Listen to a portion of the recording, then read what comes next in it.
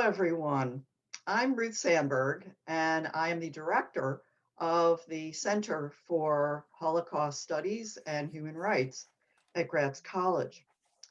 The center was founded just this past February, and its purpose is to offer students an opportunity to study in fields that address the human problems of hatred, bigotry, intolerance, especially religious intolerance, inequality, and violence.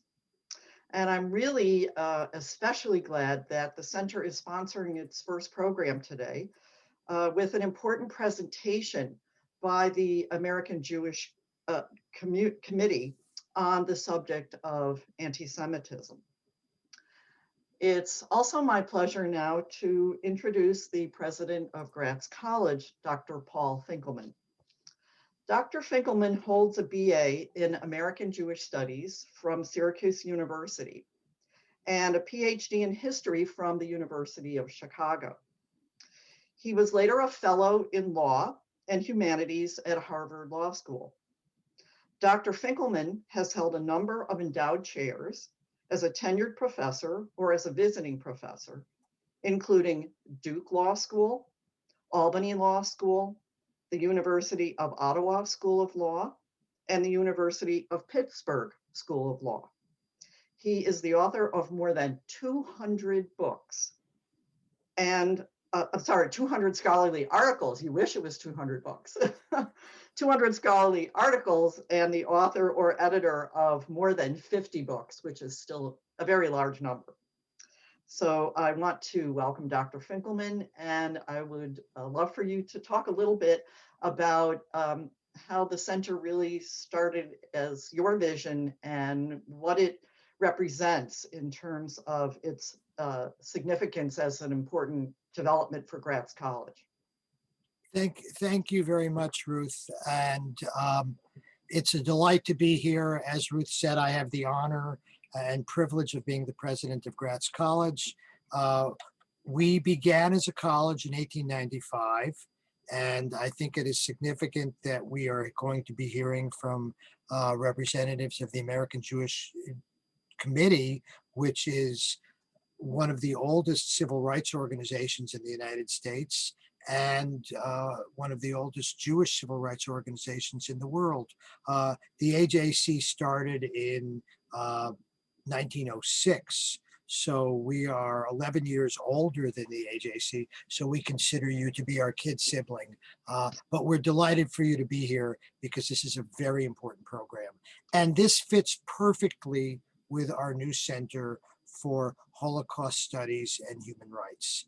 Because one of the goals of Gratz College, one of the things that Gratz College has been focused on for more than 125 years is the Jewish concept of tikkun olam, to make the world better, to literally repair the world. And the way to repair the world is through education, through understanding, through people knowing what has come before us so we can prepare for what will come next. For people who focus on the Holocaust, there has been a mantra for many, many years of never again. And in order to make sure that there is never again a Holocaust, a genocide against Jews or other people, we have to never forget.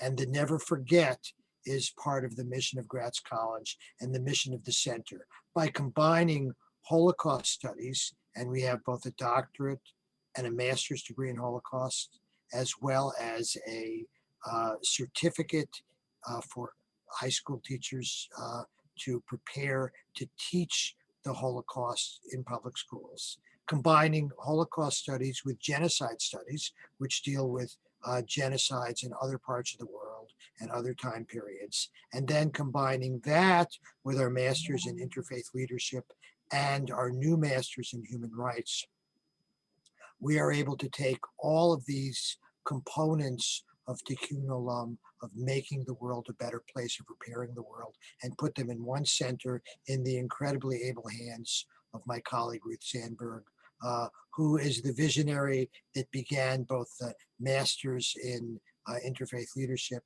and our new Masters in Human Rights. So with that, I give the podium back to Ruth, and it is now your show. And I just am delighted to welcome my friend Marcia Bronstein here. It is delightful to have her at Gratz today and to welcome the American Jewish Committee. Thank you very much. Before I introduce Marcia, I just want our audience to know that you are welcome to ask questions. You can do that by putting your questions, typing your questions into the Q&A button, which you can find on the Zoom screen. And we will be going through your questions, and we'll try to answer as many of your questions that you put into the Q&A box. We will try to answer as many of those questions as we can at the end of the presentation. So now it's my pleasure to introduce Marcia Bronstein. Marcia Bronstein is the regional director of the American Jewish Committee for Philadelphia and Southern New Jersey. And I wanted to welcome you, Marcia, and thank you so much for being our opening program, which is really on a very, very important subject. Thank you. Thank you so much, Ruth. And thank you for inviting American Jewish Committee to be part of this special program. Our region is 77 years old, and we cover Southern New Jersey, Pennsylvania, and Delaware. And it's my pleasure to introduce today's keynote speaker. And as the parent of 2 Gratz High School graduates, it's a double pleasure. For those that don't know us well, AJC is the leading global Jewish advocacy organization, and we work on combating anti-Semitism and all forms of hate, strengthening Israel's place in the world, and cultivating new allies, and promoting pluralism and democratic values. AJC's intergroup and interreligious work, both locally and nationally, is on the forefront of combating all forms of hate. Through our programs and institutes, such as the Muslim Jewish Advisory Council, the Latino Jewish Coalition, and the Asia Pacific Institute, we have advocated together for the passage of the No Hate Act and stood together as allies against rising hate in the United States. And if you're interested in learning more, I encourage you to go to ajc.org and sign up for invitations to programs where hundreds of thousands of people are on our Advocacy Anywhere and other social media platforms. The report that Holly will be presenting on, in addition to our interactive Translate Hate glossary, are the perfect companion pieces for your curriculum on Holocaust education. And now it is my pleasure to introduce my colleague, Holly Huffnagle, AJC's U.S. Director for Combating Anti-Semitism. She leads our response to anti-Semitism in the United States and its efforts to better protect the Jewish community. Before coming to AJC, Holly served as the policy advisor to the Special Envoy to monitor and combat anti-Semitism at the U.S. Department of State, and as a researcher in the Mandel Center of Advanced Holocaust Studies at the U.S. Holocaust Memorial Museum in Washington, D.C.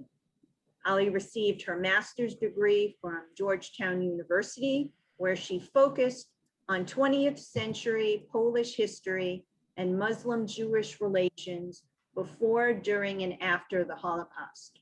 Most recently, she was a scholar in residence at Oxford University with the Institute for the Study of Global Anti-Semitism and Policy.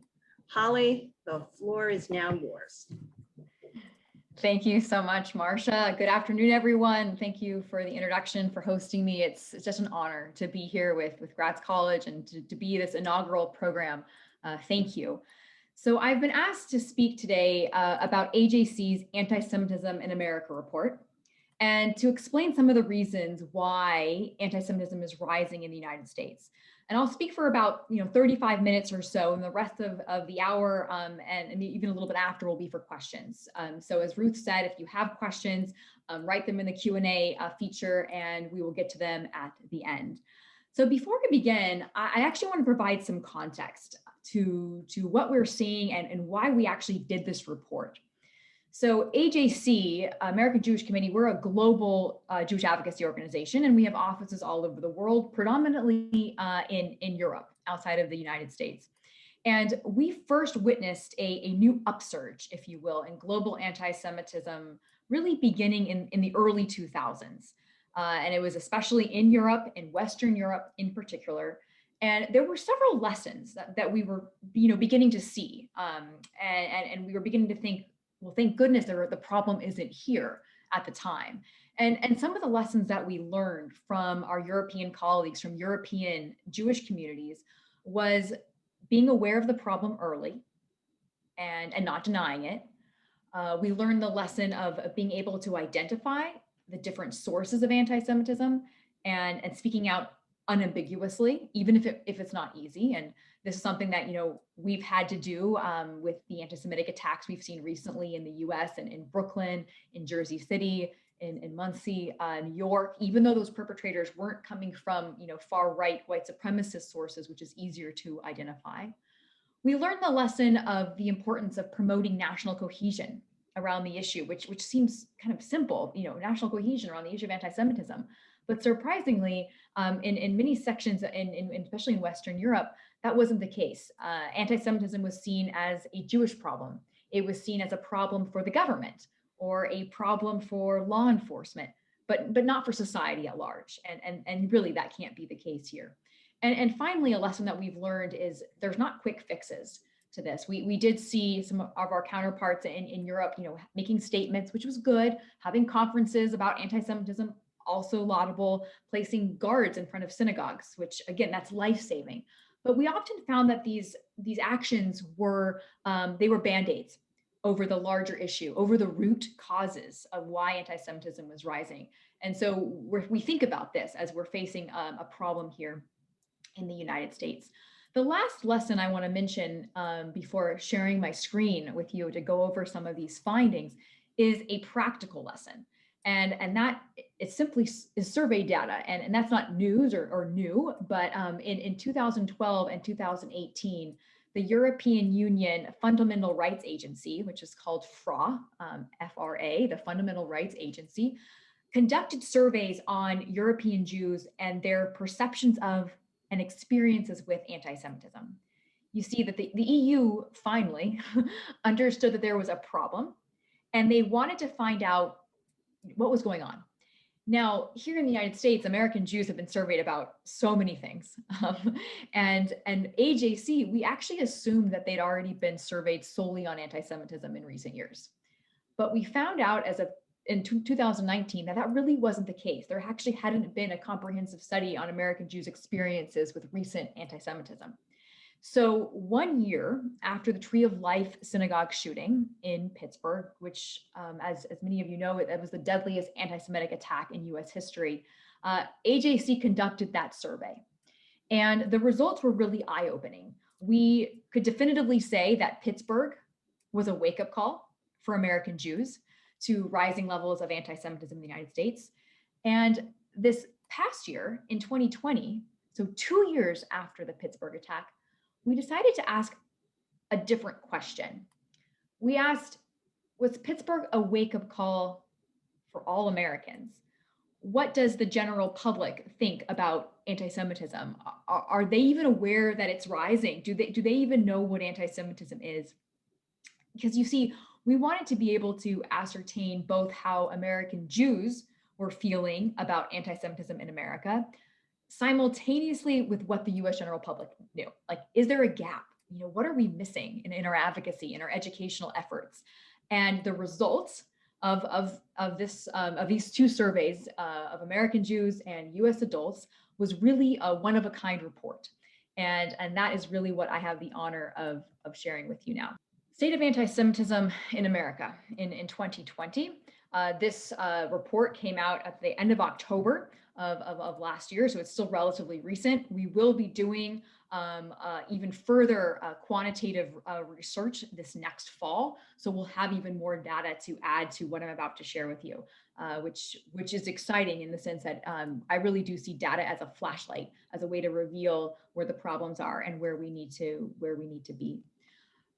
I won't go spend too much time here, but for those of you who are really interested in survey methodology or really want to know about quantitative research and analysis, I just have a little bit of background here about the sample sizes. For the Jewish American survey that we did, it was actually the largest sample size done by a Jewish organization in the United States. And it doesn't seem like very many people, 1,300 American Jews, but it had to be weighted to really take into account the diverse fabric of American Jewish life and to account for everybody. We surveyed the two groups at around the same time, September-ish of 2020. The margin of error was well within the standard margin of error for a survey of this size. And it was also weighted to correct for known biases. We partnered with this whole project with a public opinion research firm called SSRS, which works with really big companies such as ESPN, I think CNN as well. So a really strong public opinion research firm to do this survey. So what did we find? Some of these things we almost expected, but it's still really powerful to get the data, to have it returned to us and to see what American Jews are feeling, what they're thinking. We found that nearly 9 in 10 American Jews believe that anti-Semitism is a problem in the United States today. So 90% say that, yes, it's a problem, with 37% saying it's a very serious problem. And this number was actually higher than we expected. 82% of American Jews believe that anti-Semitism has increased over the past 5 years. So not only is anti-Semitism a problem, but 8 in 10 American Jews say it's worse now in 2020 than it was in 2015. And 43% say it's actually increased a lot during that time.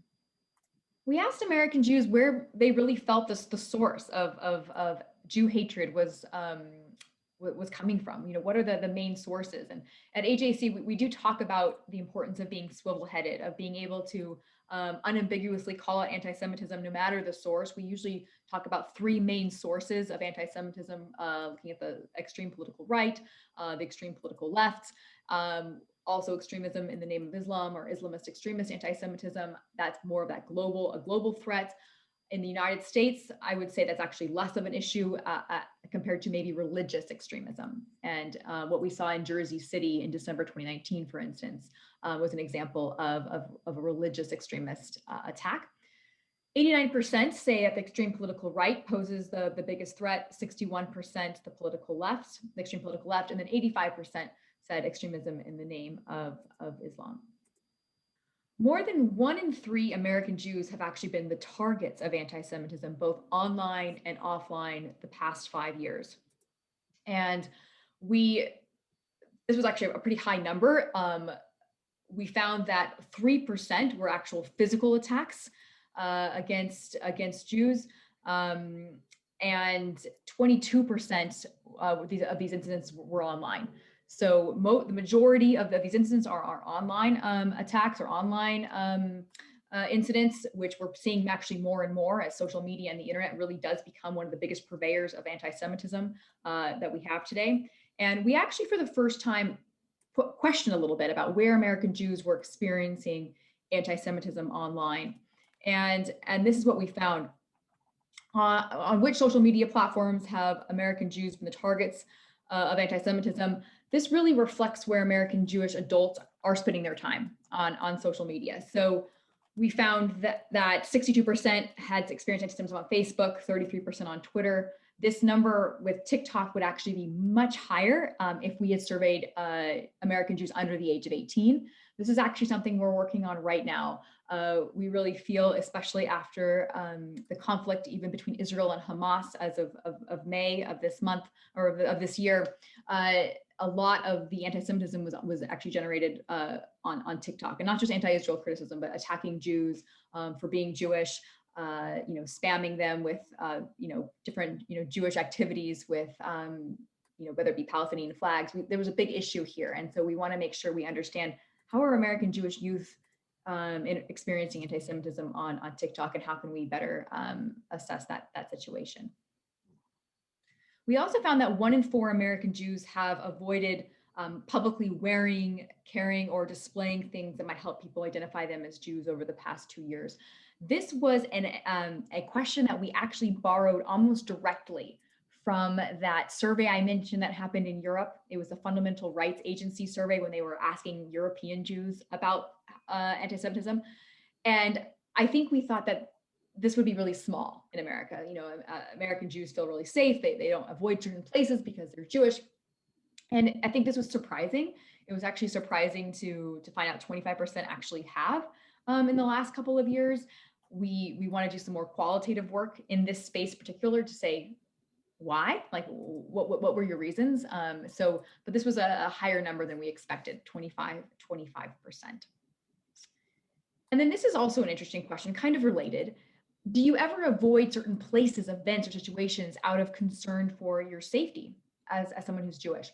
And in 2019, that number we also felt was kind of high, 25%, 1 in 4 said, yes, I actually have avoided going somewhere because of my concern as an American Jew. That number jumped to 31% in 2020. And this is important because we're actually starting to gather trend data.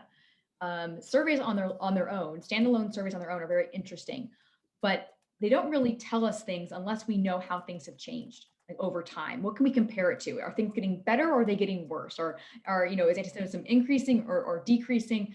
And we can actually start seeing a trend here. Now, hopefully when we put our 2021 data in, maybe we'll see some of that going down. But this was an issue that we at least faced in 2020. And again, during the pandemic, you would think that many Jews were actually not going to synagogue, they weren't going out, but this was just certain places, events, or situations in general out of concern for their safety as someone who's Jewish, not necessarily for their safety of their health or the safety, in that term. We specifically asked the question as someone, because you're Jewish. One question, though, that I get often in this space is, and especially from non-Jewish audiences who are honestly just very curious. They just want to know if what I'm sharing is just how Jews are feeling, like the perception of anti-Semitism, or does it really align with the data? Like, do we have other outside sources that are saying, yes, anti-Semitism is rising right now in America? And I mean, it's hard to see this number, but at the same time, I welcome the FBI hate crime statistic report, because it shows that, unfortunately, American Jews' perceptions of and fears of rising anti-Semitism do align with the data. This is from 2019. This slide, 60.2% of all religious bias crimes in America target Jews, which make up less than 2% of the American population. And this number is actually up from 56.9% in 2018. So just over the course of 1 year, it's almost risen 4%. We will find out the information for 2020 this November. So November of 2021, we'll get the information for 2020. You can also see here some of that trend data I was mentioning, just how things have increased between 2018 and 2019. Now, giving information to the FBI is voluntary. So law enforcement agencies across the US, they don't have to report, which is already a huge problem. We think this is actually, these instances you see here are very underreported. We think there's probably more in both years.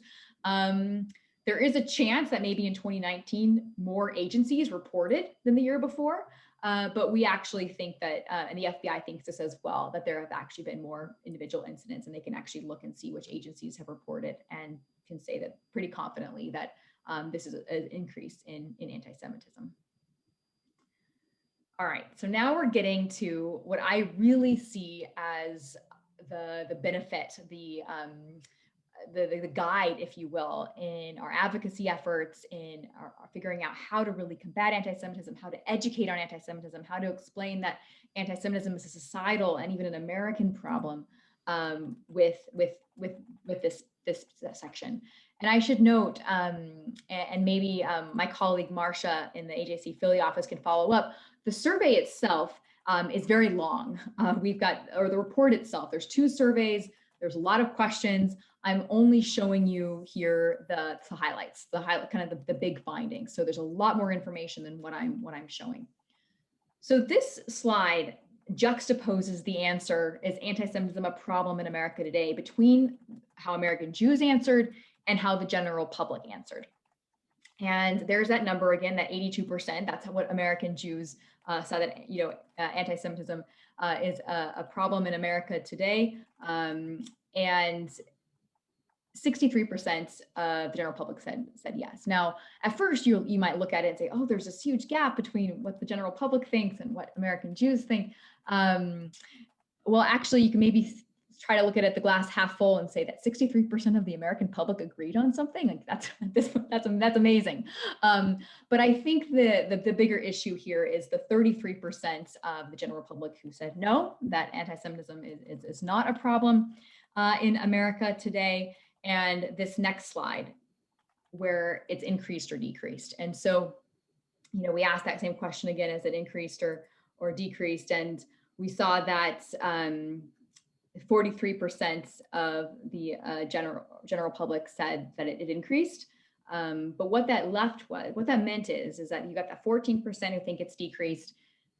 There's actually a total of 53%, which is not shown here, but a total of 53% of the general public say that anti-Semitism has either stayed the same or has decreased.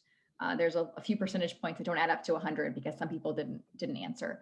But we know that 53% of the general public believe that it stayed the same or it's decreased, which is the opposite of what's happening, the opposite of what our data shows, the opposite of the FBI's data shows. And that's a problem when we talk about anti-Semitism, that lack of knowledge. And I think the other issue here, and this is actually the first question, one of the most interesting findings of our survey.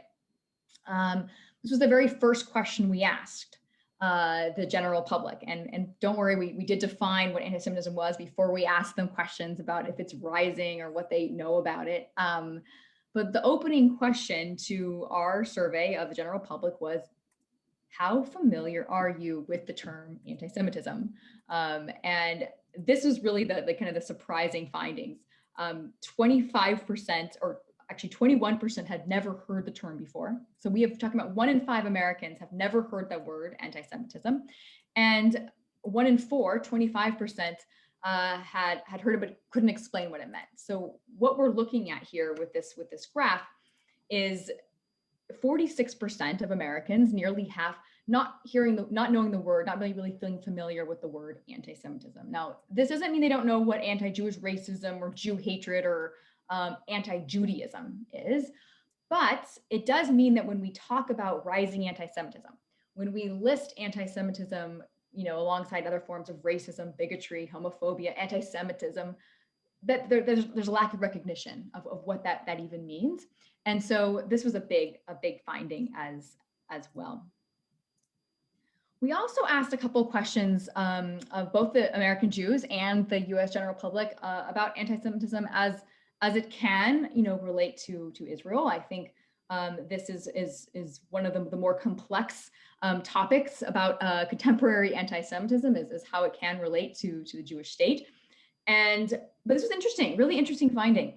85% of American Jews, as might be expected, believe that the statement Israel has no right to exist to be an anti-Semitic statement.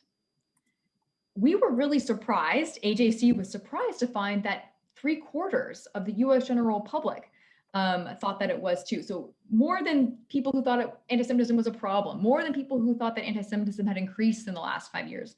74% of people, the general public, said that yes, when you say that Israel has no right to exist, that is an anti-Semitic statement. And this is actually a really important data point when we talk about our advocacy, when we talk about reaching out to our elected officials. It's not just what American Jews think about something, it's what Americans think about something. And I think that was really important. The other 2 questions we asked in relation to Israel, the first one I just showed you, Israel's not doing this, I just showed you that slide separately. We also asked about the US government supporting Israel because of Jewish money and American Jews being more loyal to Israel than to America as the dual loyalty trope. And this was a little bit more of a gap between how American Jews saw that as anti-Semitic and how the general public saw it as anti-Semitic. So you can kind of see the breakdowns here with 55% of general public thinking that saying the US government only supports Israel because of Jewish money as anti-Semitic, and 50%, so even less, thinking that saying American Jews are more loyal to Israel than to America is anti-Semitic. And there's actually even less American Jews, if you look at that last question, who said that that was anti-Semitic as well, which is interesting and a topic of conversation. And when we do qualitative work afterwards, it's important to ask why. Why do you think this way, et cetera. So that was really like the main part of the data, the findings. What is the state of anti-Semitism in America? And again, that data was really through October of 2020. It'll be really interesting to see how that data even changes after some of these increase in incidents, at least an 80% increase in anti-Semitic incidents that we just had in our country in May of 2021. So we'll be adding to what I just shared. But one question with this rise, a rise that American Jews are feeling, a rise that the FBI again is showing to be true, is why? Why is this happening? And no reasons justify the rise in anti-Semitism right now in this moment. But I think when we talk about what maybe our Western European governments and missed in facing a rise in anti-Semitism 10, 15 years ago, was not tackling some of the root causes, kind of going after the anti-Semitism, which was good, but like what was causing it? What were the root causes? How do you mitigate those? And I've listed a few here, and I just want to go through them briefly because it's really a combination of these causes, of these reasons. Again, they don't justify anti-Semitism, but is leading to why we're seeing an uptick right now.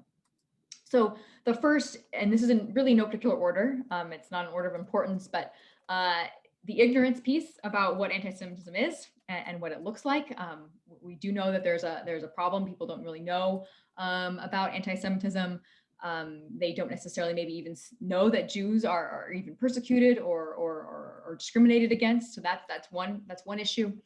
A second is rising economic uncertainty. There's a long history of Jews being blamed for economic woes. A third is a growing lack of confidence in democracy and in government's ability to govern. Again, issues of Jews being scapegoated as being in control of government. The various tropes that we hear in those spaces. The fourth reason for kind of a rise in anti-Semitism is kind of this increased emphasis on race and national identity in our own country. Really, since 2015, between 2015 and 2019, there's been a 55% increase in white nationalist and white supremacist groups. 55% increase just in those 4 years. And this is not something that we're just seeing in the United States. This is in Hungary, this is in Poland, this is in other countries as well. But this is a big issue. And white supremacist, white nationalist groups, they blame Jews for what they call white disempowerment or white genocide. And Jews really are kind of an enemy number one because of this. The fifth reason for the rise, and this one, people don't even think about this sometimes, but the fading legacy of the Holocaust. So this notion that another generation, whether it be Gen Z or even the millennial generation in our country, have less knowledge about where unchecked anti-Semitism can lead. And there's been studies done actually on millennials, on Gen Z Americans between the ages of so this is like 18 to 39 years old, and it's really some unfortunate statistics. About like 63% of Americans in that age category do not know that 6 million Jews were killed in the Holocaust. 11%, and this is I think the scariest statistic, 11% in that age category believe that Jews caused the Holocaust. And again, it's like you think about, okay, maybe they've heard of the Holocaust and in connection to Jews in some way, but they don't really know what it is. And when they look at the questionnaire, they say, okay, maybe that's what it is. And so you don't want to think anything nefarious into that answer. But still, almost 1 in 10 Americans between the ages of 18 and 39 think that the Jews caused the Holocaust. So this is a big issue for us in our work is the Defining Legacy of the Holocaust. And I think actually why I'm just so thrilled to hear about the programs that Gratz College has for high school, for your master's, for PhD. This is so important right now. It's so important. The sixth reason, and I think we really saw this again in May, and it's not just a deepening polarization between the political left and the political right about the Israeli-Palestinian conflict, it's actually the importation of the Israeli-Palestinian conflict, to the United States, where we actually saw Jews being physically attacked on the streets, whether in Los Angeles, New York, and almost being blamed, if you will, for Israeli actions. So this is also unfortunately a reason for rising anti-Semitism. The seventh and eighth, this is where I spend so much of my time right now in my role with AJC. So the first is the internet and social media, which is just, kind of been this launching pad, unfortunately, for conspiracy theories and lies. There's been so much good that's come from the internet and social media, but there's been this really negative space as well. And I don't need to tell any of you that. But what we do know is that because fear and anger and lies are really what drive engagement on the platforms, and we know that lies spread. The estimate is 6 times faster than truth.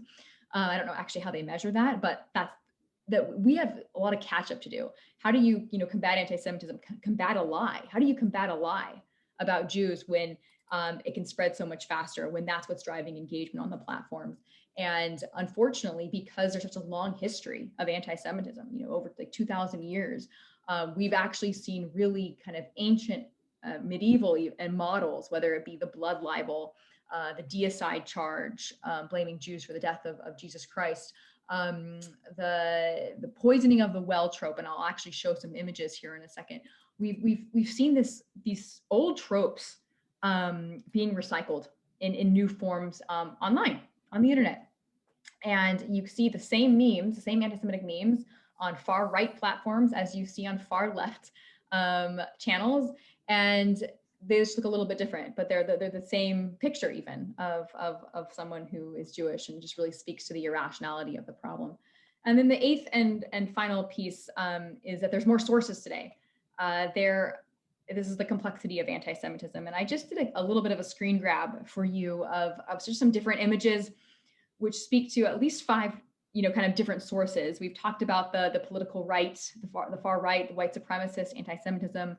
The image in the middle, the Tree of Life Synagogue in Pittsburgh. We talked a little bit about the far left. I have an image here of 2 gentlemen in front of a synagogue in Ann Arbor, Michigan, saying that Israel has no right to exist, basically denying Jewish people's right to self-determination. That can be a form of anti-Semitism. That's one of our challenges right now, is trying to explain how and why that is. We have anti-Semitism, though, not just on the political spectrum. We have anti-Semitism that comes in the form of religious extremism, like I mentioned. So the bottom picture is of Jersey City. The Jews were attacked by 2 members of the Black Hebrew Israelite movement. So that was an example of another source, if you will. And the Holocaust denial and distortion, which I think does still connect with the Holocaust Center and the work of Holocaust studies, is that today Holocaust denial and distortion, whether it be lessening what Hitler did by comparing, COVID-19 policies, which we continue to see happening, but it's really an attack on Jewish memory. It's an attack on Jewish identity, and we consider this a form of anti-Semitism as well. And the last one I want to mention briefly is conspiracies. And I just had a picture of Rothschild. And this was, I think, from someone's Facebook post. But one thing, because sometimes it's easy to want to group anti-Semitism, and I get it, and there's room for this, to group anti-Semitism with other forms of racism and bigotry. And anti-Semitism is a type of racism. It's anti-Jewish racism, but it's also different. And this is what I want to spend 1 second on before I show a few examples and bring this to a close. So please continue to think of questions. I see some coming in to the question and answer section. Anti-Semitism, is unique because it doesn't only treat its victims, Jews, as inferior. like just like other forms of racism, treat the victims as inferior, as vermin, as rodents, as dehumanized, right? Which that Jews are experienced in that way. We know that through history. We see that especially on the far right. What makes anti-Semitism unique is that it's also conspiracy in the sense that Jews are also blamed for being superior. So not just inferior, Jews are also superior. And really no other group has this issue. And this is where Jews are blamed for having too much power, too much control, too much wealth, and are assailed for that. And it's really the conspiratorial nature of anti-Semitism that makes it kind of a different animal, if you will. And I always think about, I've had several instances in my time working in this field where someone might say, like, I don't hate Jews. I'm not anti-Semitic. Oh, yes, Jews control the economy. Like all the Jews in the media, like this is, they have so much power and control. Oh, I'm not anti-Semitic. I don't hate them. And it's trying to separate that. Yes, it's a hatred, but there's also that conspiratorial element to it. And really what I've just kind of shown you is one of the reasons why it's such a hard challenge, like right now, to combat because of this varied nature of the problem. I won't spend too much time going through this, and I'm happy to share all of these slides with everyone that's attending this talk this afternoon. But we try to figure out ways, like what can you do to fight back? And whether it's as a college student, whether it's as faculty, whether it's just as an engaged citizen, we talk about education, the need to define anti-Semitism, having a universal definition. Marcia mentioned translate hate, which I'm going to show a little screenshot of in a second.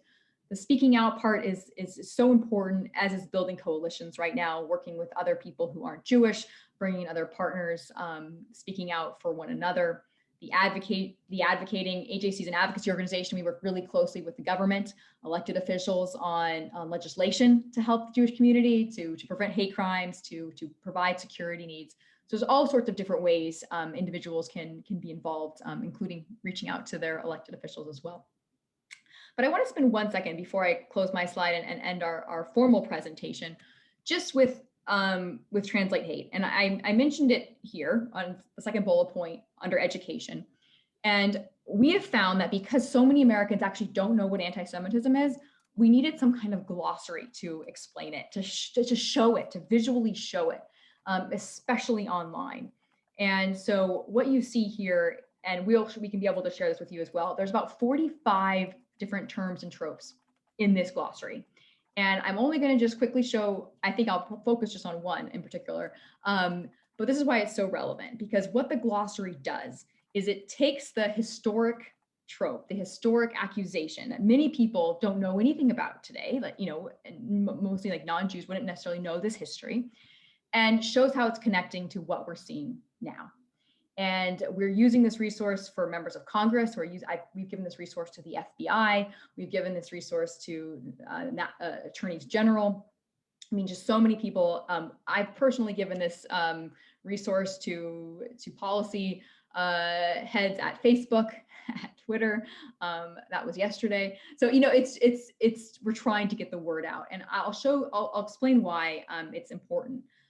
When we have terms like blood libel, which is one of the terms mentioned, that history might not be known when you're dealing with some of these images that we're seeing recycled today, especially online, about Jews needing the blood of non-Jewish children for nefarious purposes.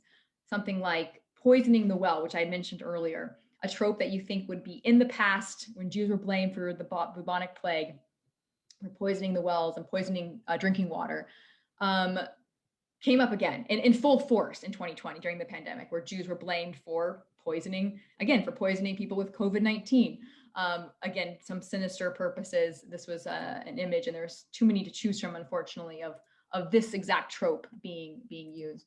But where I want to end, the image I want to end on, is the conspiracy theory piece, because this is something that just happened yesterday, something actually we're dealing with right now as an advocacy organization. And so to the minute updates on anti-Semitism, is the conspiracy theory about Jews being responsible for 9/11. And this was the image we actually have used in Translate Hate. And yesterday we had an issue with Twitter. There's a former member of Congress actually who posted this image, and Twitter said that it's not in violation of the rules. It's actually determined to be the determined nature of this tweet is strong political commentary. And right now we're actually working with Twitter on explaining that Zionists, which is often a code word or a proxy word for Jews, and saying that they were behind 9/11 is actually a nefarious conspiracy theory that even has roots into the protocols of the Elders of Zion and before. And it's having this dialogue with policy heads and enforcers and tech companies that don't necessarily have this background. And I think this is where we need to be right now, those of us who are fighting anti-Semitism, explaining anti-Semitism to try to make a difference. And it's definitely an uphill battle, but something that we're actively engaged in. I'm going to stop sharing my screen now and just say a little closing remark. And then Ruth, I will, in about a minute, turn it back over to you for questions. So please think of questions. The final thing I just want to say is that in the field of anti-Semitism studies, there is a line that goes like this. It's that anti-Semitism is society's early warning sign. And I think if we look back to the horrors of the Holocaust, where we saw that Jews were the Nazis' primary victims, but there were many others, from the Roma, the clergy, LGBTQ community, the political prisoners, Poles, the disabled. Like, it didn't just start with Jews. Like, there were others that were persecuted as well. And when we look back to the last decade, even where we saw that Jewish communities were actually the very first targets of terrorists and ISIS terrorists in Western Europe. They were attacked in Paris, they were attacked in Brussels. And when we saw the attacks, like for instance, in Paris at the Bataclan back in November 2015, or the Brussels airport even, which was I think in March of 2016, the attacks first started with the Jewish community, and then it actually began to be, it was Western society, it was society writ large. And we can look here to the US as well. The white supremacist hate that targeted Jews in Pittsburgh, targeted Jews in Poway. It was the same hate. It was actually the same white supremacist manifesto, even in the case of Poway, that targeted Mexican Americans and immigrants in El Paso. And a recent study that was really interesting to me that just came out was that of the terrorist attacks in the United States from the 1980s onwards, found that in every single case of terrorist attacks in the US from 1980 until today, the perpetrators believed in an anti-Jewish conspiracy. So that some kind of anti-Semitic conspiracy was part of their perceived worldview. And that's so important that we understand that. And that's actually one of the reasons why anti-Semitism's been seen as the barometer for the health of society, and that it's not only an attack on Jews, but really it's an assault on the core values of our democracy, of a pluralistic society. And I think one of our strongest messages at AJC, but with the communities we work with the other organizations we work with our partners in government, in other religious spaces, in other intergroup spaces, is that anti-Semitism is un-American. And I think that is the message that we're continuing to push out and to share in addition to our resources. So I'll close here. I probably spoke too long, Ruth, but I'll turn it back to you now for questions from our audience, and hopefully answers from me. Oh my goodness, Holly, thank you. No, I did not think you spoke too long at all. I think you probably have more than an hour's worth left of information to share. It's really, that was really quite amazing. I'm going to, I know we don't have too much time because we're going to try to end around 4. So I'll try to get to as many questions as I can. So someone is asking, what role can Jewish museums and Holocaust museums play in educating and building bridges within and among Jews and non-Jews? I love this question. I really do.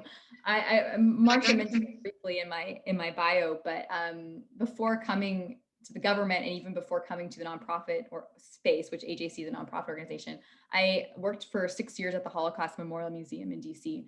And I actually saw, like, when in hindsight, anti-Semitism being combated almost in a more effective way, because these institutions are not political, right? They don't have and it's educational. It's separate from whether it be advocacy, which we're an advocacy organization, and to see the FBI, to see law enforcement, to see civic leaders. Like when we think about what happened during the Holocaust and how it was a real failure on behalf of even the civic leadership in Germany to not stand up for what was happening. When they go through the museum and they see how their actions can affect, like the Jewish community can affect everyday citizens, it's actually more, I think, more powerful sometimes. And so I think there's a huge role for museums, and even now more than ever. I think one of the challenges that even Holocaust museums are facing is as time goes on, right, and as the survivors pass on, how to not only preserve that memory, but how to ensure its relevance going forward, especially when have been other genocides since, and there are human rights abuses and violations around our world, how to make those connections. And I think even like the fact that it's Holocaust studies and human rights, like that's the intersection, the space that we need to be in. So yes, absolutely. Excellent question. Right. The AJC formed the Muslim Jewish Advisory Council to foster dialogue and good relations and understanding between Muslims and Jews in America. And having seen the recent Muslim mob violence attacks on Jews across America, what did the Muslims involved in the Advisory Council do to help decrease or stop such attacks? This is a really important question. And so I actually have a colleague of mine who is responsible for something called MJAC, the Muslim Jewish Advisory Council. For those of you who don't know, it was a partnership that was formed several years ago between AJC and ISNA, the Islamic Society for North America. And we have, I guess, many MJACs, many councils across the United States now that have formed between Jews and Muslims. What happened in May was a real challenge. I'm not going to beat around the bush to say that it was a real challenge for Muslim-Jewish relations here in the United States. And this was in part because the reason why MJAC was able to be so successful was that they were focused on issues in the United States. They said, we're American Muslims, we're American Jews, let's come together and let's fight against white supremacy. Let's fight for better hate crimes prevention law. Where can we work together on? And I think the Israeli-Palestinian conflict was that elephant in the room that was purposely said, no, we won't talk about foreign issues because we're Americans. Yeah. Unfortunately, what happened in May, I think, was a really tough time. And we've actually had a lot of internal dialogues on how to continue, and we need to continue. We have to continue. There's no other choice but to continue this relationship. Fortunately, we had a lot of Muslim partners that did condemn anti-Semitism, especially when it was very obviously anti-Semitic. It was attacks against Jews. But of course, it's, we wish the voices could have been louder, and that's kind of where we need to kind of bridge the gaps. And I'm so excited about what's ahead for this partnership. Oh, thank you. The silence, this is another question. The silence is deafening around anti-Semitism. How do we get other groups to stand up for us? This is actually 3 questions. So that's the first one, the silence about anti-Semitism. Where is the glossary available? I think it's also on the AJC website. Yeah, AJC Translate Hate, yeah. Yep. What is a good way for someone who is considering a career pivot into combating anti-Semitism to get their start? Are there specific organizations or roles where people tend to start out? Great questions. The silence piece is a question that we asked ourselves. I think a lot of Jewish organizations ask ourselves. In fact, we asked ourselves that so much that we launched a campaign in May, and it was called "Where's the Outrage?" Like, why the silence? Where's the response? And it really was in response to really a week after there was local responses, but there really wasn't a national response from a lot of our leaders on attacks against Jews that had happened in May. It's the silence. I think in this case, there's a few reasons, and again, they don't justify it at all. They really don't. There was fear around, honestly, which it sounds silly to say this, but there was some fear about condemning anti-Semitism because it would somehow make that person seem pro-Israel. that's just, Yeah. and anti-Palestinian in some ways. So we have to push through that kind of cognitive dissonance and say, no, AJC, we're American Jewish Advocacy Organization. We're a pro-Israel organization. Guess what? We're pro-Palestinian too. We want, and just trying to say, Exactly right. this is where we're headed. There was some confusion.